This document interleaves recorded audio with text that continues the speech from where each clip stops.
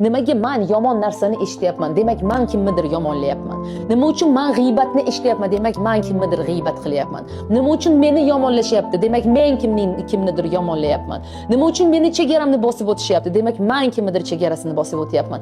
Qachonki o'zingiz mana ichkarida, har joyda, har narsada nima uchun bu narsani ko'ryapman? Nima uchun bu narsa men bilan sodir bo'lyapti? Nima uchun degan savolni berganingizda siz tashqi muhitni, atrofni vinovat qilmaysiz. Hech qachon men nimani tushunishim kerak? Qayerda men kimnidir chegarasini buzyapman? Qayerda men noto'g'ri yashayapman degan savolni ichingizga berishni boshlaysiz. Aslida Alloh sizni har zamon o'zingizga qaytarish uchun, yaratganga qaytarish uchun atrofingizga aynan oyna berib, sizga yoqmaydigan odamlarni sizga olib keladi. Demak, qayerdadir men shunaqa bo'lyapman. Bilingki, bitta narsani aytaman, qalbingiz hech qachon sizni aldamaydi. Siz menga aytishingiz mumkin, "Yo'q, men hech qachon bunaqa qilmayman" deb.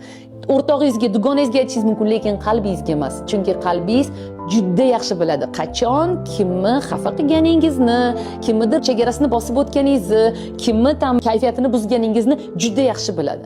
Ana shu narsani bilsangiz agar bo'ldi, ha, bumerang keldi, bo'ldi, eshityapman bu narsani.